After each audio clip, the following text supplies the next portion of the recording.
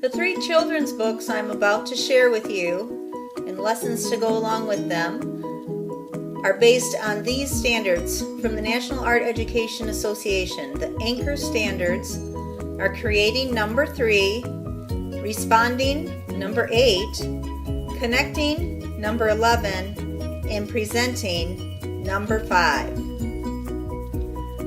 The books I'm sharing with you this time are The Legend of the Loon by Kathy Jo Wargin. It's from Sleeping Bear Press and a very popular Michigan legend book. And we also have the beloved Eric Carle with Papa, Please Get the Moon for Me, and the famous The Dot by Peter H. Reynolds. Hi, it's Joyce Coyne here again. I'm here to share with you 3 more lessons based on children's art books. And the first one is The Legend of the Loon. And with this, there are a couple different options. I've done both of these, and my students enjoy both. It depends on what supplies I have at the time. With this one, this is a 36 gauge aluminum tooling foil, and I have them draw a picture.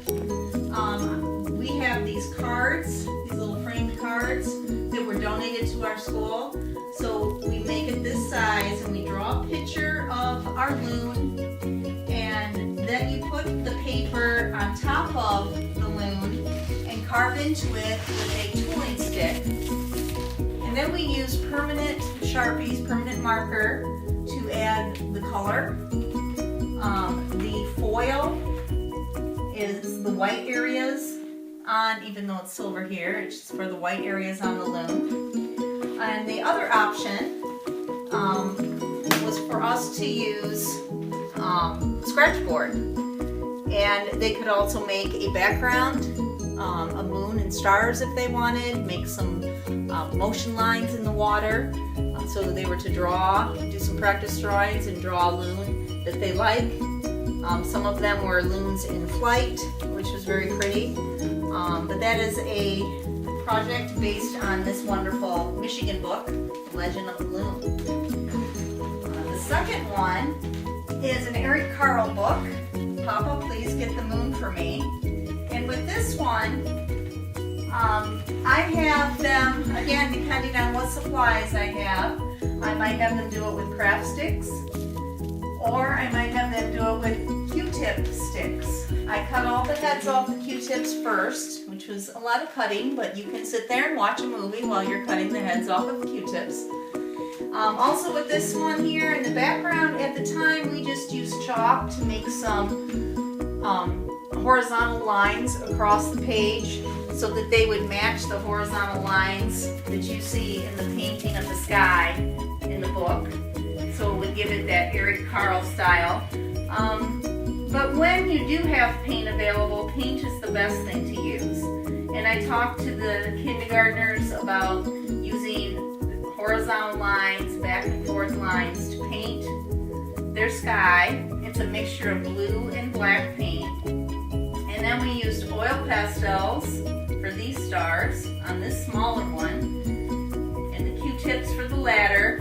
We get to use math with this because we count. We put 2 down and then 1 across, 2 down, 1 across. So this one involves counting up to 14. This one has 12 sticks.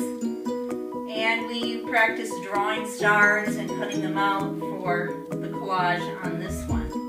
So there's a couple different ways that you can do it, but they all turn out very different and very interesting, and they're fun to see in a school art show or just on display in the hallway. And then the third book